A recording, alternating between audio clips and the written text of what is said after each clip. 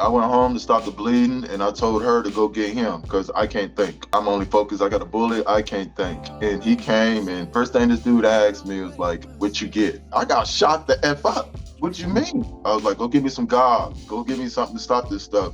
So he didn't come back, and my dad woke me up in a puddle of blood on a pillow because I passed out. He was like, if you don't go to the ambulance, I'm going to call it. So I called and they took the bullet, surgery, took the bullet out. Detectives came. I told them the story, something else. And they said, well, we're going to take your clothes and match it to the DNA at the scene. And when we come back, we ain't talk. I told them, do what you do.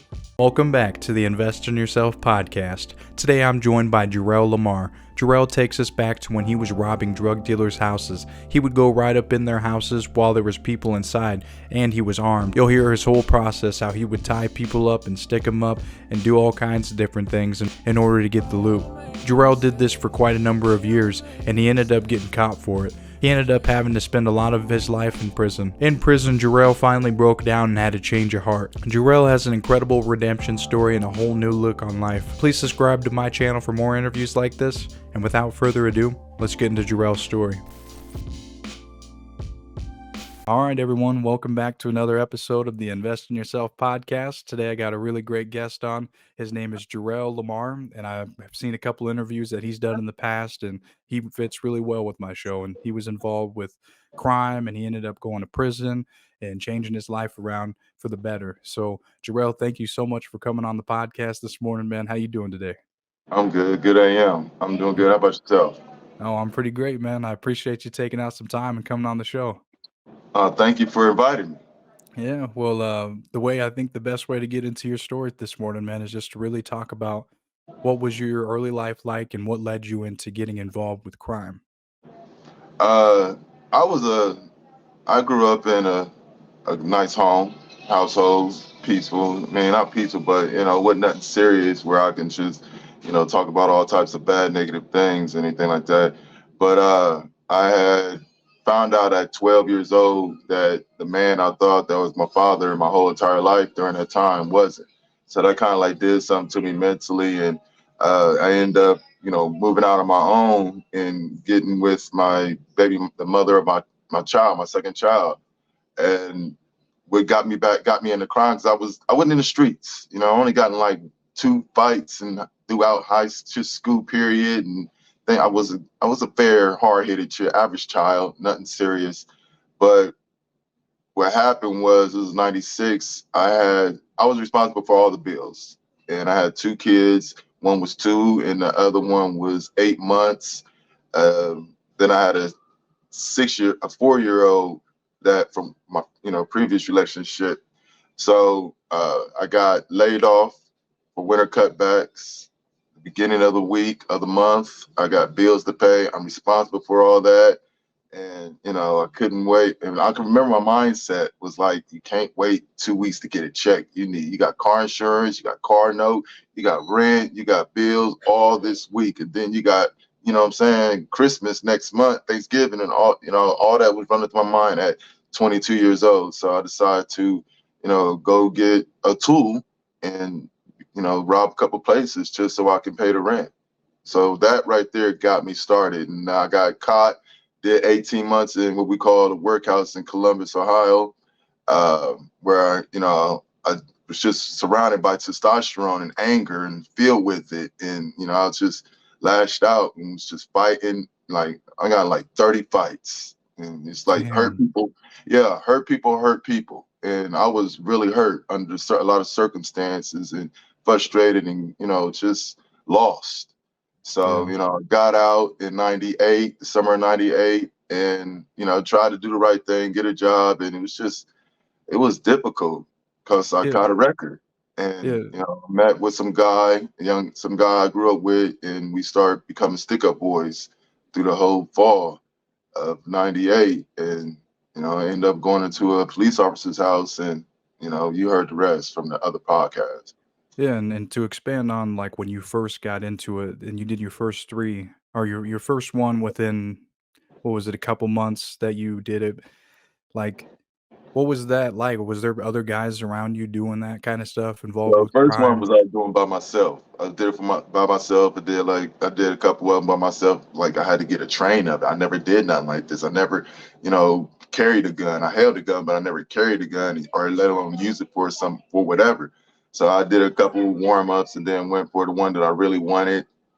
And then when I got out, I ended up doing it with another individual in a home invasions.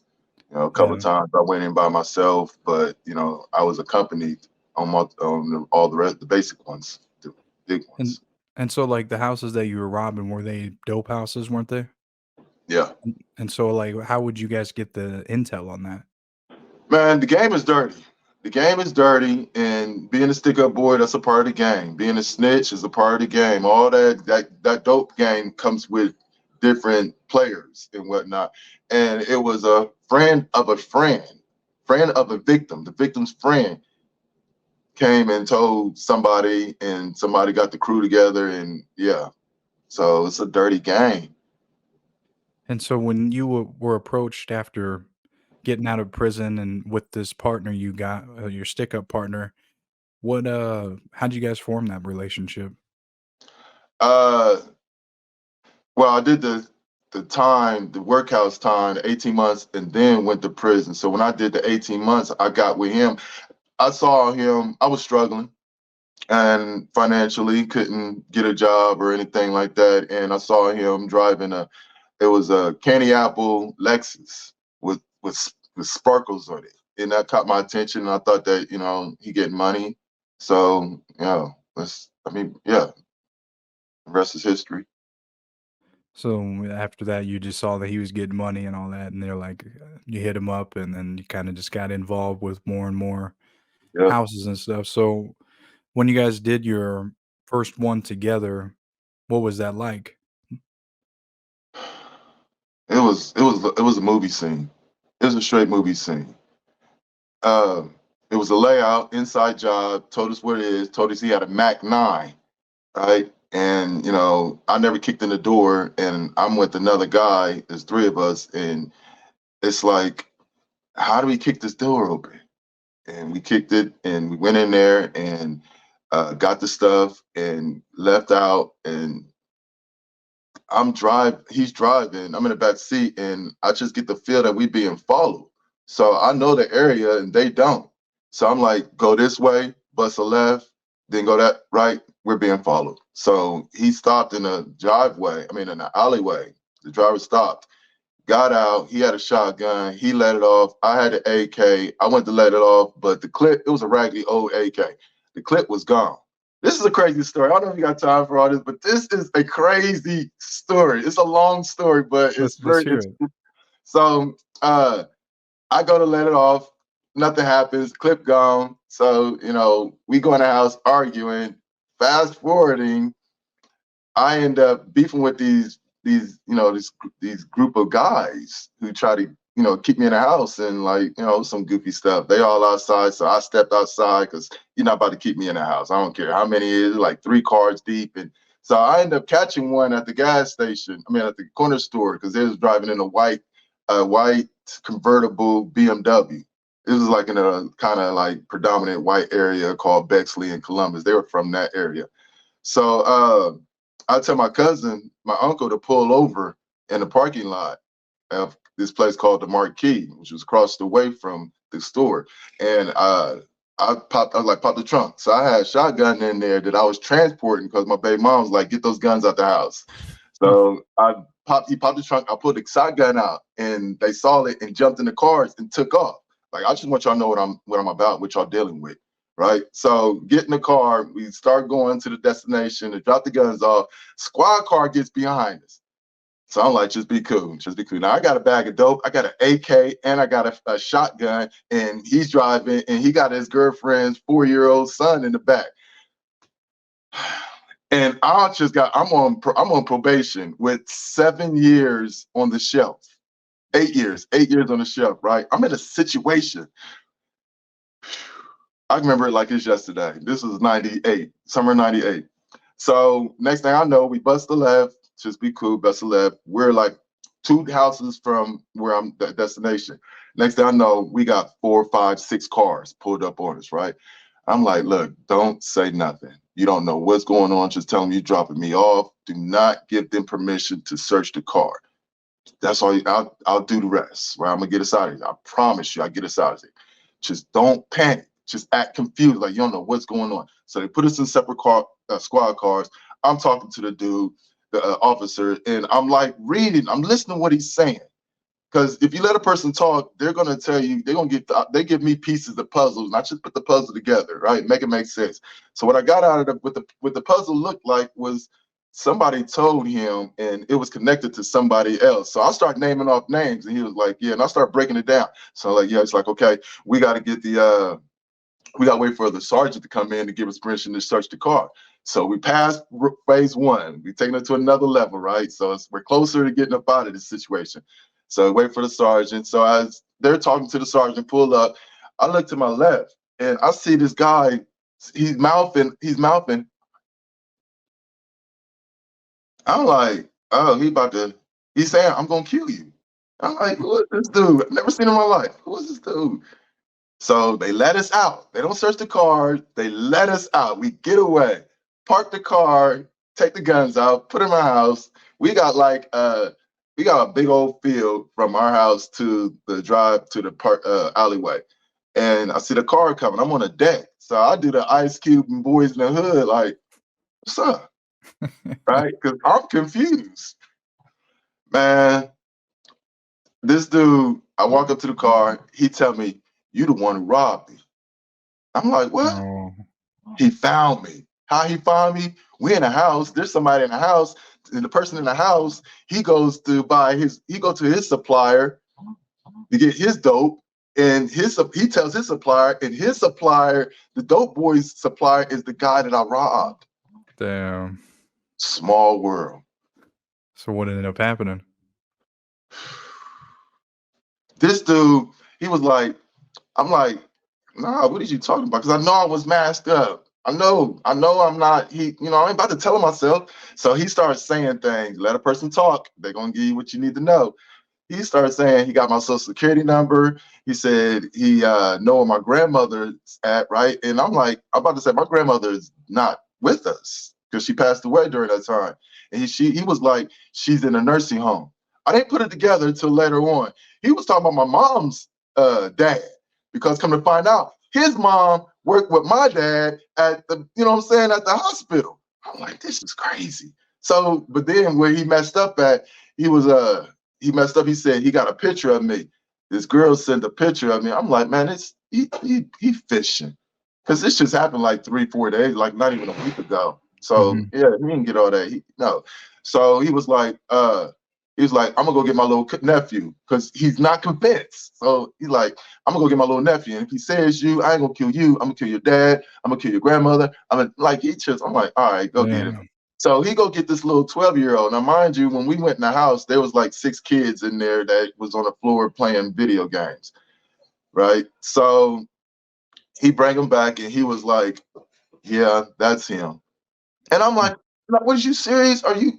And I'm pleading, I'm begging. I'm like, man, he's talking about killing my dad and this, that, and other. So the little boy was like, no, what happened was he got out the car. When he said that, when he confirmed, the little boy confirmed it, he got out the car and he had a stick shift and it was still in gear. And he had the Mac 9 on the console. So he went and grabbed it and come around the car, and the car started jerking. So he had to take it out.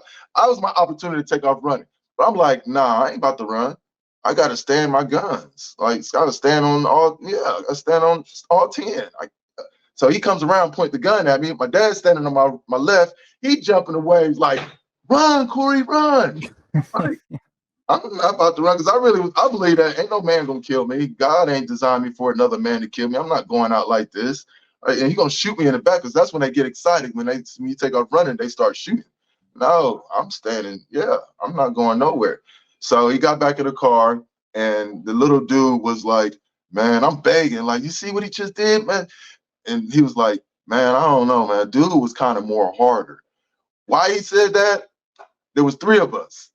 I was told to go upstairs. And when the situation went down and it was a slight conflict, somebody downstairs yelled, "Shoot him." I pulled the trigger and it was on safety. It was Hmm. a raggedy. God was with me. That's the first time, one of the many times God has saved me. It was on. I had an AK pointed at this guy's face, and I pulled the trigger, and it was on. It was on safety. I wouldn't be right here if it wasn't on safety. So Damn. he was thinking that I was him. So I was like, I got him. I got him. No lie. 5 minutes took me. It took me about 5 minutes, 7 to 5 minutes to get them on the deck smoking and drinking beer. Situation over. That was it. Yeah, he came back though later on. Like he was Yeah. young. He came back and I had got everything and I left because now he knew where I lay. And somebody came in and kicked the door open and I wasn't there. Like about 3 days afterwards. He sat down and he thought about it. He was like, nah, let's go back. I wasn't there. Well, see, that's one of the consequences of just all around. It's a terrible situation. There's he's dealing drugs, you're robbing houses and stuff. So either way, I mean, it's just it is what it is. Like It, it's just it is. It's a dumb game. It's a yeah, dangerous, stupid game.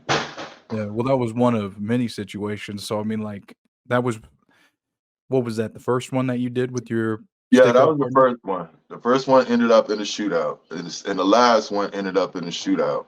Well, what about the other ones? Like there was people inside these houses and stuff, these dope Yeah, houses and all one that. what?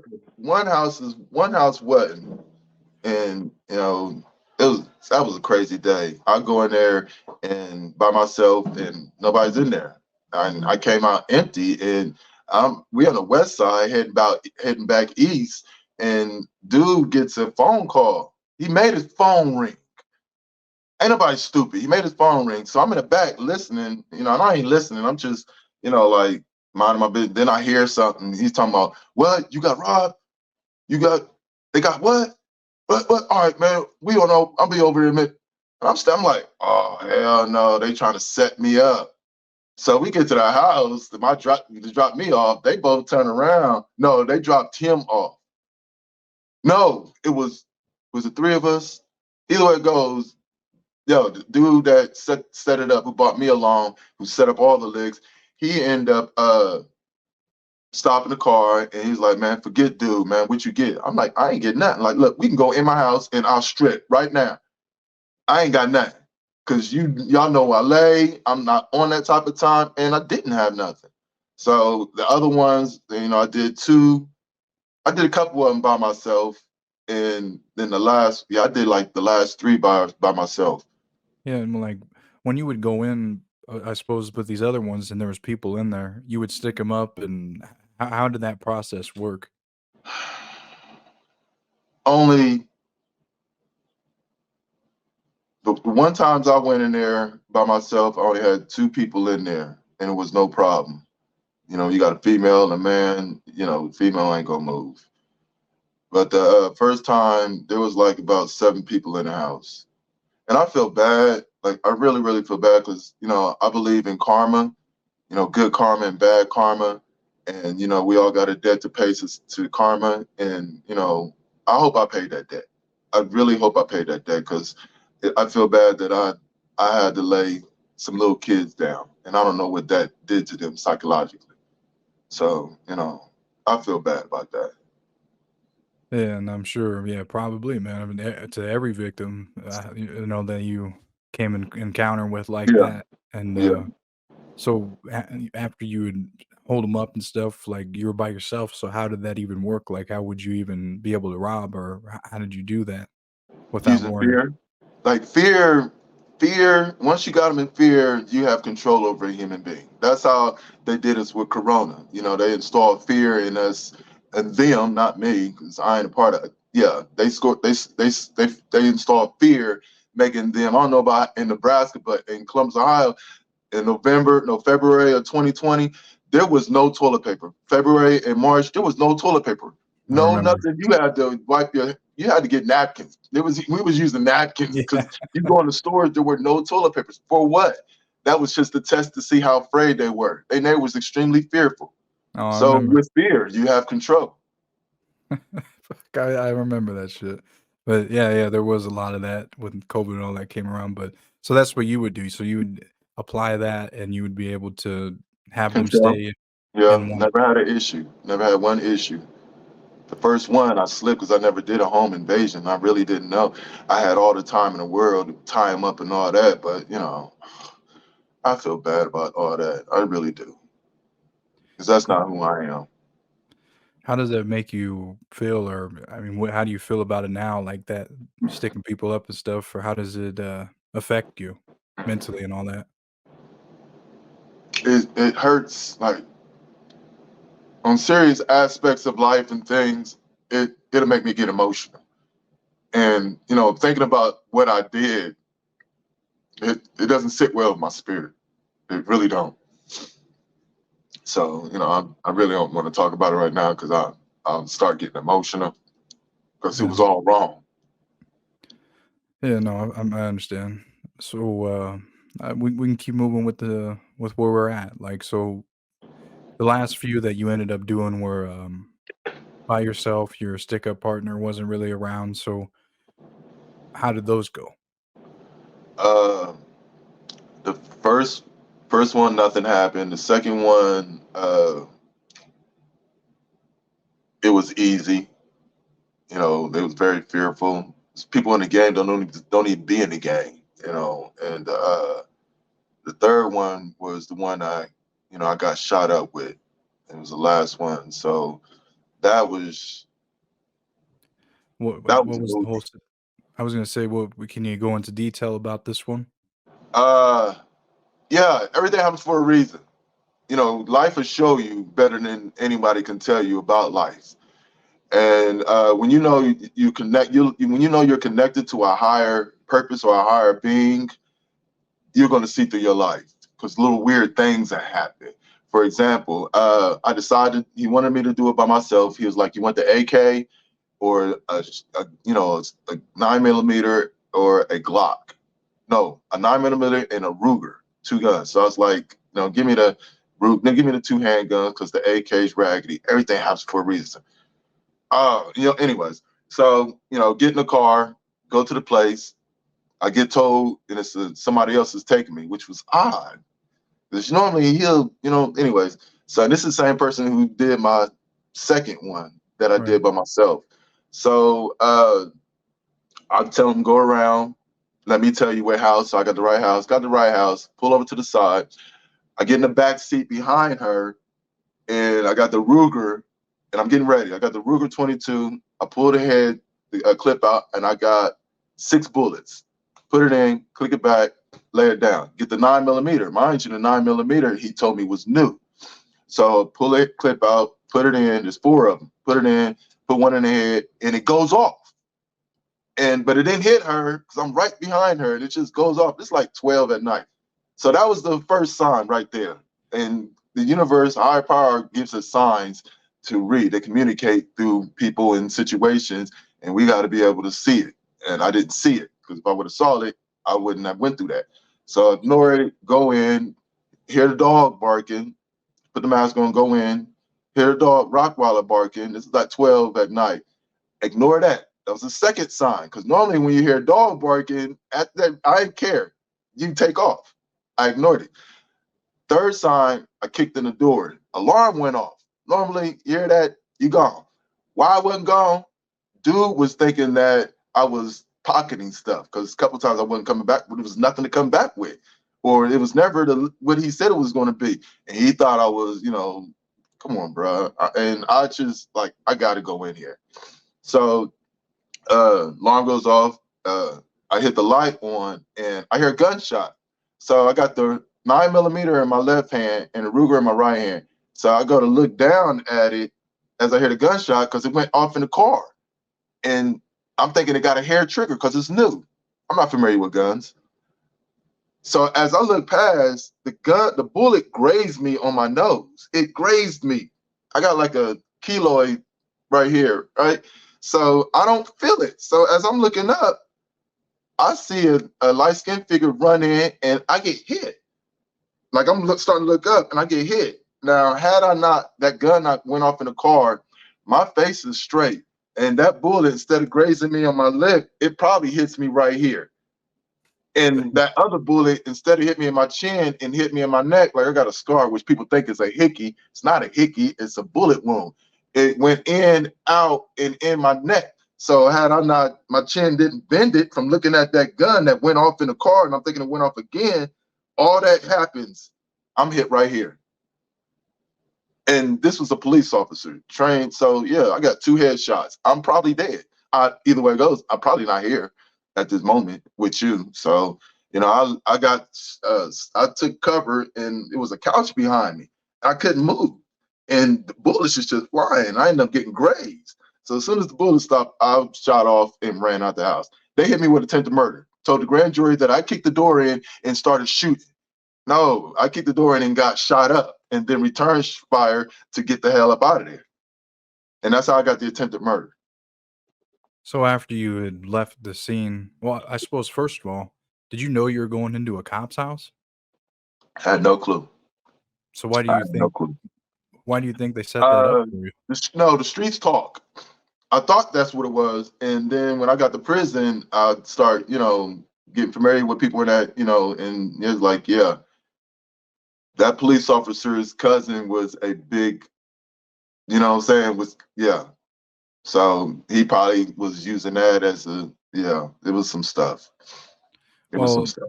well, after you left the scene that night, what was going through your head? You knew you were going to get caught? No, all I was worried about was I thought I was gonna die. I got a bullet in my neck and I'm just bleeding all over the place. I was worried about dying. Where'd you end up going? I Hospital? went home. I went home to stop the bleeding, and I told her to go get him because I can't think. I'm only focused. I got a bullet. I can't think. And he came, and first thing this dude asked me was like, "What you get?"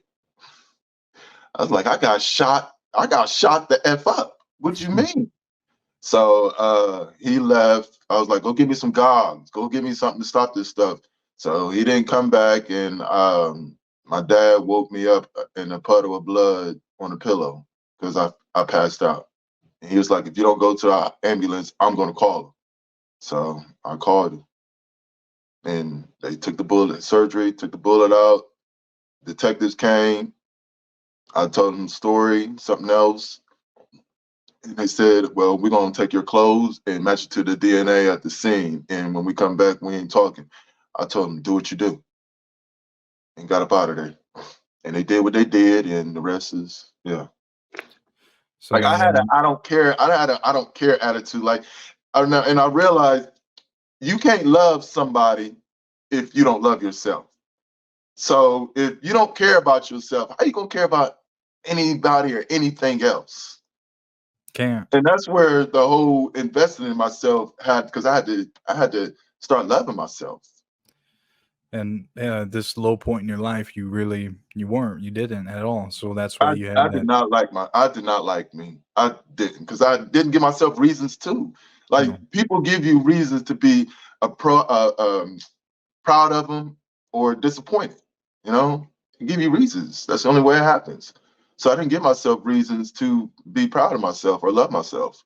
And the things that I was going through was just, it was like a woe is me. Why is this happening to me? And it was, I was on that type of time.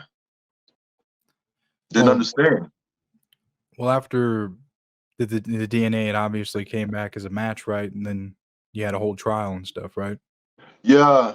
Uh, my public pretender is what we call them in Columbus. They're public defenders, but they're public pretender. He carried my first case because I had caught a case in the jail when I was doing the 18 months for assault on a deputy. He lied. He tried to knee me in my face, and I blocked it. And he ended up messing some ligaments up, and had to have what they call it, them claims, them health worker claims and whatnot. So he lied and said that I kicked him. I didn't kick him. He tried to knee me. But anyways, so he covered that case and he got me off on it. We had a little relationship. They're professionals. All these professionals are just good at what they do. I'm a young, black kid who, young man who don't know what the hell is going on. So he manipulated and used his charm and all that against me to get me to, go at court and work with them because the prosecutor works with the public pretenders, and that's what makes them a public pretender. They pretend to pretend. They take pretenders. So that happened in January of '99, all the way till November. He was on my side. It's like I didn't do it. I want to fight it, and like I didn't try because attempted murder. I got my indictment. Attempted murder. I didn't do all of that stuff. And the crazy part of it is that the attempted murder and the aggravated burglary is the same time. They're F1s. So they could have gave me the other one, and it wouldn't have hurt me as much as the attempted murder hurts me to this day. Denied employment, denied housing, denied opportunities to work with kids, just denied. I get denied a lot of stuff based off of that. And I can't even explain. I can explain an attempted, aggravated burglary.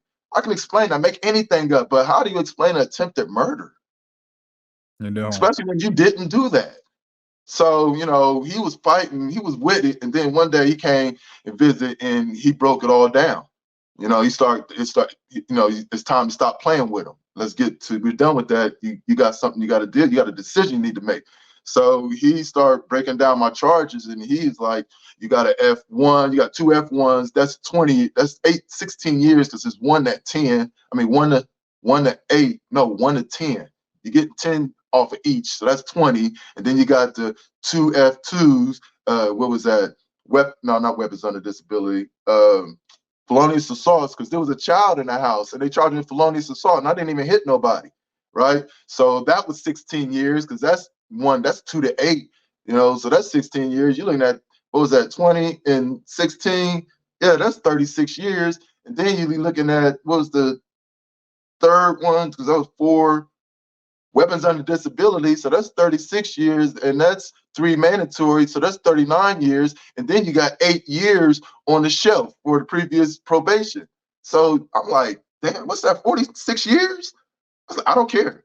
Again, I'm in this I don't care mode. I don't care. I'm not copying to something that I didn't do. Let's box it up, because I know I could beat. I would get found guilty for a couple of them, but I could beat that. They don't want that. They want to go to trial, and they use these little extra charges as gambling chips to get you. We'll throw all that out, and you just take this 14 years. Take the 10 years, for the gun spec and the attempted murder. If he was smart and he was on my side, he would have fought for that attempted. But they wanted that attempted murder for some reason, because she shot first. And there was some extra stuff going in there. Ain't nobody asked me why this happened. Who they didn't ask me no real questions that they should have asked me. Like, yeah, there was a dope boy, and because they knew, man, they knew what it was. If the streets talk, if the streets know, everybody else know. Cops know, everybody, the snitches know, everybody knows. So they knew what it was, because they didn't follow procedures, and they made a lie to put it all on me. If he was on my side, a real attorney would have been like, yeah, we're throwing that out because we got proof. There was 2 reports, one saying that she shot fire and he returned fire, which was the original one, and the one they sent to the grand jury says the opposite. So they just threw the whole thing under the rug and ran me over. And I'm like, I'll think about it, whatever. And I was like, man, I'm not taking that. I'm going to trial. So he ended up later on that day, I get, you got to visit. It was my dad. And my dad, he got a hold of my dad. And my dad ain't really, he's easily to break. So he had his way with him, and he was like, I'd rather see you take the deal. I'd rather see he's like, you're not going to get the whole 8 years on it. They're going to give you half of that on a probation violation, but it's going to be 14 years. Take the deal. I'd rather see you in 14 years than in 40 something years. And he crying. He just bawling, right? And I'm like, man, I'll think about it, man. I already knew what it was. And I took the deal. And I didn't see him till after I got out. I didn't see him or hear from him till after I got out. I had to go find him. Like, Damn. you So he talked me was. into taking this deal, and you just bailed on me. Like, wow. Why do you think that is? I asked him. He said he couldn't deal with it, and I understood. I forgive him because I wanted to be forgiven, because I had a lot of humans that needed their forgiveness. So how can I expect forgiveness from one where I'm not going to forgive somebody else? So he explained, and knowing him and understanding him, I forgave him. It's the right thing to do. Let's move on. You do it So again, it's gonna be a problem, though. so when you went in, how many prisons did you go to? Like, did they transfer you, Uh, or did you?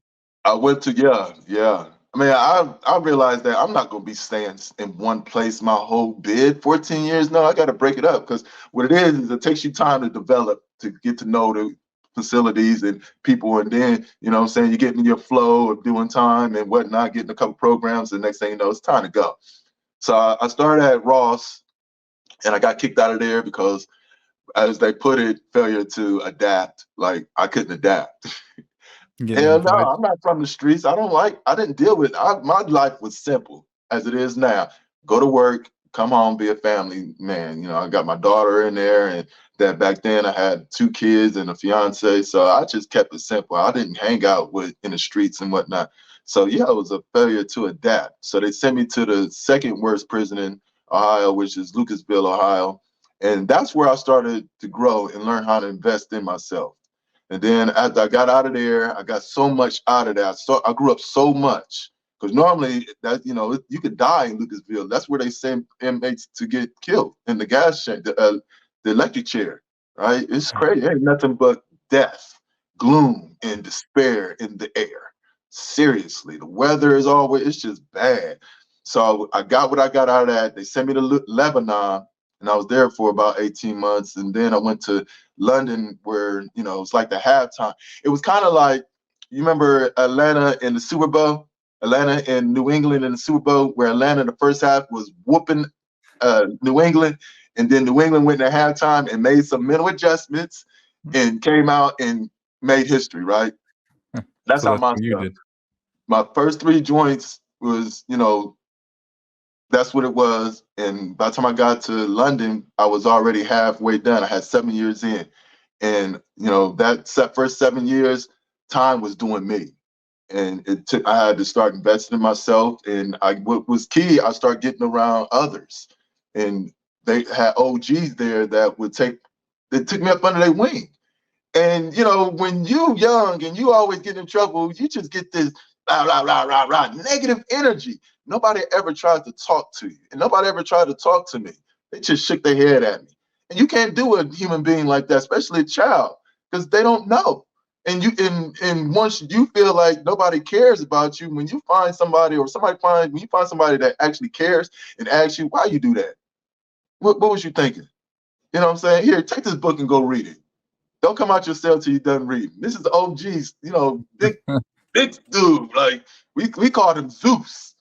Well, Zeus. yeah, you're right though. You got to sit down and explain it and really understand because you're right. If you sit there and yell, yell, yell, it's like, okay, what you don't learn nothing. You're a whole adult. You sound and you look stupid doing that because you playing the game wrong. You gotta talk to them and make them understand. Otherwise, all that rah, rah, rah, that ain't gonna that's just breaking them down. That's not Mhm. building them up. So So, I got built up through the OGs and being around, God put a lot of good positive influences in my life. And it was like they care about me, so I need to care about myself. They see something in me that I need to see. Because I made a post about it the other day. People on the outside can see better than those on the inside a lot of times. Because we have our elders who see things in us and that we can't see until we get older and life will start showing us. well, when in the beginning, so you was just saying like you were around a lot of negative stuff in the prison, and then during at this point, that's when things really started to change. Like, was there any gangs or anything trying to get you involved with them or anything Nah, like I that? wasn't a follower. I had to learn me. And when you invest in yourself, you start learning you by asking yourself questions and soul searching and just working on that core and finding out who you are, make it make sense. Why you act this way, why you do that, why you feel this way, all that other stuff. And I just really wasn't that follower. But I did, when I was in Lucasville, I was almost a Muslim. Muslims try Mhm. to recruit me. And they even gave me a name. It was Tariq, which stands for Shining Star, right? But it was a conflict because we had 2 older Muslims wanting to teach me. And it was like they were bickering over this. And I'm like, man, I'm cool. Because I felt like, 2 guys fighting over a girl. Like, man, I'm like, man, I'm cool. I'm not on it. But gangs, nah. Yeah. I'm not going for that. That's followers. That's just weak-minded follower stuff to me. It's just my opinion. That's how I look at it. To each his own, but yeah, I don't roll like that. So then when this change started to happen, what was the things that you were doing to invest in yourself? Well, one of the books that I got was Be Like Mike. And one of the OGs gave me "Be Like Mike." This is Michael Jordan, "Be Like Mike," that slogan. And it was just basically talking about his determination, his will to want to get better and be the best at his craft and putting in the work. And he got, they kicked him off. He didn't make the high school team and this, that, and other, but that didn't stop him. And, just roadblocks, you just don't complain and go over them and you find solutions. People talk about problems all the time. That's all they talk about, their problems. Wham, wham, wham, throwing pity parties and all that. Like, let's talk about solutions. Nobody's talking about solutions. So I had to find some solutions, and like there's a solution. There's a solution to every problem. You just got to find a solution and apply it and hope that it works. So reading books like that, taking classes like no, that was later on in London when I took those classes. But just reading, and I'm in a cell by myself, and it's 23 lockdown. We're locked down like 23. We only get an hour out and go take a shower, go to chow, and use the phone. It's locked down. So I'm in a cell by myself, no TV, no nothing. And I had all that time to myself and thinking and reading and just, rewinding my tape. We all our lives are movies. Like they could put your life, my life, or anybody's life on the screen, and depending on how interested it is. So Right. I rewind my tapes, and that was my memories. And I just dissect every situation, reviewed every situation, and get something positive out of the negative situation, where I go wrong and where I'm at and what I need to work on. And I just, start investing and pouring in myself. And then I start seeing all the good things and, understanding what people were seeing in me. And I'm like, yeah, there's something special about me. I'm here for a reason. Because that was always my question. Like, why am I here? Like, why did that happen the way it happened? I'm on one of those. I'm very curious. And I want to know answers. And what was So I just your started investing in myself. Use that time, because that's the problem with a lot of human beings. They're caught up. You got 24 hours, right? And the 24 divided into 8 is what? 3. Morning, you got 8 hours to 9 to 5, right? You got a 95, so that's 8 hours. You're supposed to sleep 8 hours, right? And then you got 8 hours to live. So you really only got, a short period of time, and it's just so much stuff. So you don't get time to yourself where you can actually think and work on yourself and invest in yourself. I had that time, and I used that time to, work on the things I need to work on. I didn't have distractions like everybody else out here. That's why most human beings don't know themselves. and you started to do, what was it, like classes and stuff as well then too? Did that Well, one? I started within myself. They didn't have those classes at the time. I was going into during that time I was in Lucasville from 2001 to like 2003. Yeah, so I ended up going to get my GED. That's because I was like, I want to do something with my life. I done poured invested in myself. So now it's time to, start moving different. And, I got my spirit together, I got my mind right. I'm getting that right. My spirit is selling, because the mind will conflict the spirit, because the spirit is connected to the mind. The mind is connected tells the body to do what it does, right? It's a process. So now that I'm listening to my spirit, I need to allow my body to do things. So I went to get my GED, and, I wanted to, make my mom proud. I never gave her a reason. And she was the only thing that was she was the only one riding this out with me. So, at least I deserved that. So when I got my GED, she told me for like the very first time that, I'm proud of you. Damn, And I that have like too. sparked something. I'm like, whoa, that took it to another level. I already got the ball rolling. But when she said that, I took off. I really took off, and you hear people talk about love's not enough. Love's not enough. Like, love is enough. All you need is a mustard seed of faith, and if you have a mustard seed of faith, it'll grow, right? Just as a mustard seed of Absolutely. doubt. It's that small. It just starts, and you plant it, and it'll grow, and it can be enough if you make it enough. And that love right there was enough to start the ball really rolling. And I went to Lebanon. I made it out of, because it's the disciplinary reasons I was in Lucasville. Made it out of there. Got to Lebanon. And in Lebanon, I started taking meditation classes and yoga classes and things like that, right? Learning how to meditate. There's levels to the stuff. And, end up getting out of there and going to London. And in London, I started taking classes. That's where I got hip to classes like critical thinking classes where I learned I over E, intelligence over emotions, where most human beings use emotions over intelligence. Think about it. When we're always in a situation, we're in a situation that went bad, it was because we was in our emotions. We wasn't thinking. And when we get out the situation, we come back. And if you're not in your emotional part of your mind, you're in your logic, intellectual part of the mind. So we review what happened. And what happens? Oh man, I shouldn't have did that. I was wrong. I shouldn't have. I'm sorry. I told you I hate you. I don't hate you. I was just being emotional. Yeah. It's E over I, but it's I over. You got to use I over E. So that's where I learned that, and learning that. Took other classes that helped me out. You know better, you do better, and things like that. And I ended up getting in a barber school and end up flourishing in that. And I invest in myself and continue to invest in myself because it's another level to this game called life. I'm about to get out. And yeah, that was crazy. Yeah, because the barbering, where it really was where you started to build your own brand and really think about wanting to do your own thing, right? Oh, the barbering, just to sum the bar, because a lot of things was happening. I was in a hood barbershop with hood niggas, and I'm too busy. I'm not a hood. I could be a hood nigga. There's a difference between a man and a nigga. Anybody can be a nigga. People get it all twisted, and we're making things make sense.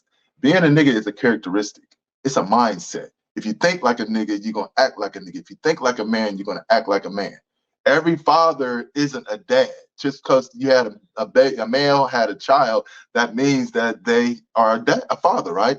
But what makes them a dad is their work that they put in. You got to earn that True. title.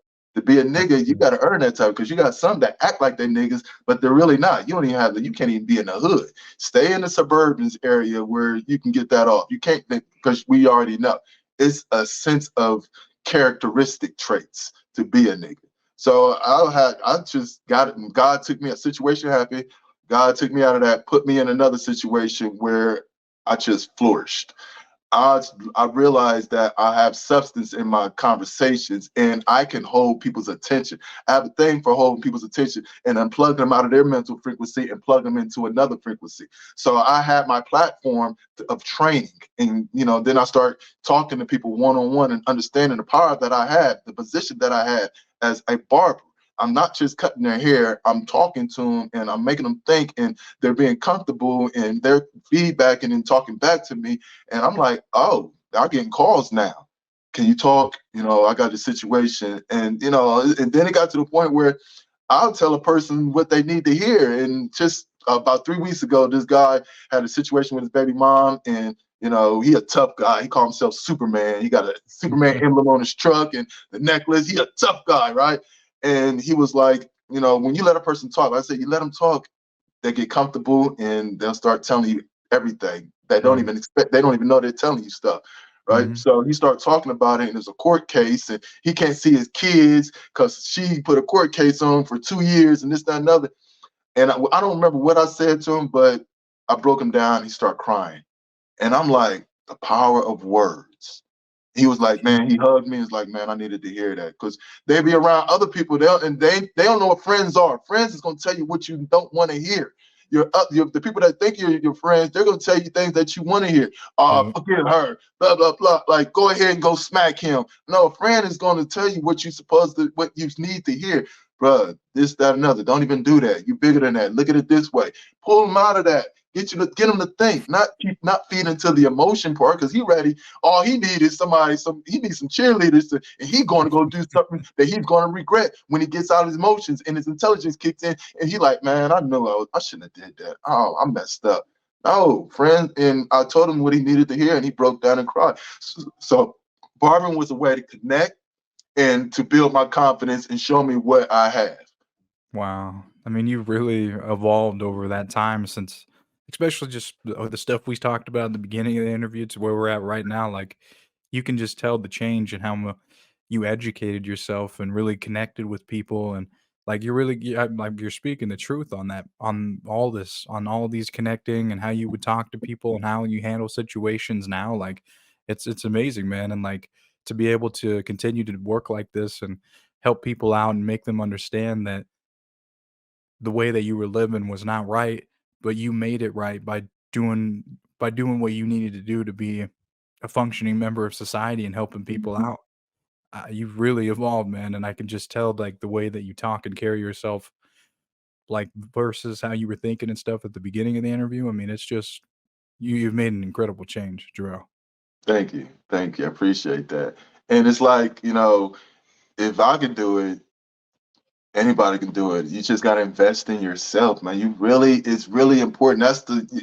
You can't start investing into yourself until you start loving yourself. Like, see the good and separate it from the bad and work on the bad. So, it's like you can get those spirits. You need a self exorcism. That's what you need. You need to form a self exorcism to get those Yep. evil spirits out, you know? So, anybody Well, can do it. You just got to love yourself. And then once you love yourself, you'll start investing in yourself. And yeah, if I can do it, anybody can do it. That's what we're amazing. designed. We're designed. Human beings. Our whole purpose is to what? Evolve, evolution. That's what it's all about. And it ain't just the physical part, getting stronger and getting faster and jumping higher and all that. That's natural. You can Mhm. work on it to increase it, but it's really your spirit and your mind have to Yeah. evolve into And what God's purpose is. for you, I would say you had to go through what you did to really be able to make this change, right? I mean, wouldn't you agree? Man, I describe it. I explained I'm very verbal and vocal in sharing my life experience on Facebook. And, I'll text a 1,000 word essay about some stuff, but I had text something about how, because I see humans that go through life, and life will either make you or break you. Life Mhm. made me, but it breaks a lot of them. They'll deal with somebody who used them, or a trash. It's just a nothing human being who just goes around damaging other human beings as they come along and whatnot. And I'm like, y'all let this nothing individual break you for, I was a good girl and now I'm a savage because of him and this, that, another. And like, come on now. That's just, for me, that's just weak minded. Mhm. That's just weak minded. So I'll explain. I told him everything. I wrote on there how I got shot and how I went through a lot of things. I got hit in the face. I got like a long scar right here, hit in the face that I needed reconstructive surgery, but never got. And I'm breaking all this stuff down. It's like, but it didn't break me. It made me to who I am, and I'm thankful for all that stuff. I told somebody I'd redo prison again if I had to. I'd redo it again because it was the best thing. I needed that. I needed that because I took that time to better myself. So I broke down to him. He's like, "I'm sorry you went through that. I wish it never happened." I was like, "I'm glad it happened." And I described myself as, how they make a sword? It's a hunk of metal. And they put it through the fire, soften it up, take it out, bang it, start sharpening it, and repeat the cycle. Repeat the cycle. And then it puts them in the water. And then when it's done, it starts sharpening them up. The things that I went through in life was the fire. I had to go through the fire. You know what I'm saying? To get to heaven, in order to get to heaven, you got to go through hell. So hell is the fire, metaphorically speaking. I had to go through the fire, and the hard times was that bang, get me together, light lessons, get me right, and I accept it instead of complaining. Why is this happening to me and I don't get it? I accept it, and it banged me, put me in the water. That's took me out and Mhm. start sharpening me. Now I'm sharpening myself up and Yeah. life. I'm seeing the lessons because that's what life is all about, lessons. Now, let me ask you this, and this is the question. I ask questions this is the question of the month that I go around doing social experiments, right? Mhm. If we're spiritual beings having a human experience, what is that human experience called? Life. Thank you. So many don't get it. Now I done asked 15 people, and you're the fifth one. As young as I've asked people in their 70s, and they're just talking. I'm like, no, it's just one word. 5 people out of 15 people had just said that one word, life, as young as 14 years old. How a 14-year-old Wow. know more than, and all these is adults, older adults. They don't Yeah. get it. It's life. So life gives us lessons. Yeah, man. People always in the streets, they're like, man, I took an L, man. I took an L. But you know what that L stand for? Loser, Lost. Yeah, lost, I yeah. took a loss. Something happened and they lost some money or lost an opportunity. I took an L. No, you only take an L when you take an L. When Yeah. you don't take the L, and that's the lesson. You don't Yeah. take the lesson. Life gives us lessons. And once you take it, you won't take an L, a loss, because you learned the lesson. If you don't learn the lesson, then you're gonna keep taking losses till you Yeah. learn the lesson. And I was gonna add into the other on the other side of it, you had to go through what you went through, but now looking at it, the things that you went through and you put people through, if you could say something to them, I guess we're on this podcast, you can say something like, what would you, how would you repent, or like, what would you say to these victims now? I'm so sorry. I was going through some things, hurt people, and unfortunately, um, I had to hurt y'all. And I'm truly sorry. I can't explain where my mind was. It wasn't in the right state of mind. I was hurt, and I just didn't care. And because of that feeling and knowing what I'd done was really the platform of me wanting to change and give back to society. They talk about prisoners paying their debt to society. That's normally the first part of it, and that's he did time. When you hear that, when a person hear that, it's like he did time. Okay, he paid his debt to society. He did his time, right? But there's a second part when you got to come out into society and continue to pay your debt. So that was my motivation factor. We go through traumatic situations on each end, and it's designed to take you somewhere else. And it took me to the place where I want to give back. I do volunteer work. I give out, I have the last two Thanksgivings, I had like about four people, four mothers, single mothers who I help with Thanksgiving dinners. I take kids, give mothers breaks, and I mentor the kids, and I just give back to society because I took. And I just hope they find it in their hearts to, forgive me. What impact do you want by telling your story? That you can change. You can change. I'm very detailed in my stories. I'm open to talk about anything because I need you to understand where I came from. I was at the bottom of the cesspool of misery, suicide thoughts, and loneliness and hopelessness and all that. And I got up out of that. So if I can do it, you can do it. And you got to understand that everything happens for a reason. Everything, even the small things, everything happens for a reason. Life is like a DVD player to me. I can rewind it and use my memory, and those are where I see my memories and everything that's in my past. I can't fast forward it because what fun would life be if you knew it was going to happen? That's cheating. It's cheating in the game. Yeah. Or I can just push play and play it out. So, just play it out. Don't worry about tomorrow because tomorrow is going to take care of itself. Focus on the moment. You don't know what's going to happen 5 minutes from now. You're not going to know what's going to happen an hour from now. You don't know because it's all God's plan. You can plan it out, but God has his own plan. So just push play and live in the moment and be prepared to, encounter things that you're going to encounter and get some type of understanding out of it. Yeah, no, I agree. And Jarrell, I really appreciate you coming on and sharing your story today and just your road to redemption and bettering yourself and sharing how you want to give back and how you repent for the things that you've done in the past to people. And I mean, it's incredible to hear, man. And that's why I thought you'd be a great guest to have on the show. And just, I appreciate you doing what you're doing now and just really trying to better yourself and continue to connect with people and give back to the community in whatever way you can. So thank you, man. Do you got any final words? Just work on yourself, love yourself, start there, start loving yourself and loving who you are and understanding, and just go from there. That's the platform, that's the foundation. Start loving yourself and then build off of that and want to be better. Like, have that urge to be better. This is a game. It's no different from any other game, basketball, football, and they all have rules. If you don't play the game right, you're not going to be good in the game. You ain't going to have fun. So you should love yourself and invest in yourself and always work on yourself because nobody's perfect. We all got work to do. And stop worrying about people that don't even know you exist. You put too much focus on other people's celebrities. They don't even know you exist. What they're doing with Chris, what's his name? P. Diddy, what P. Diddy got going on, and all that's irrelevant. It's distractions. Focus on It what you is. have control of, and that's you. Invest in yourself. Yeah, absolutely, Jorel. Well, thank you for coming on. This is a good note to end on. Jorel has a very wild story. He was a completely different person back then.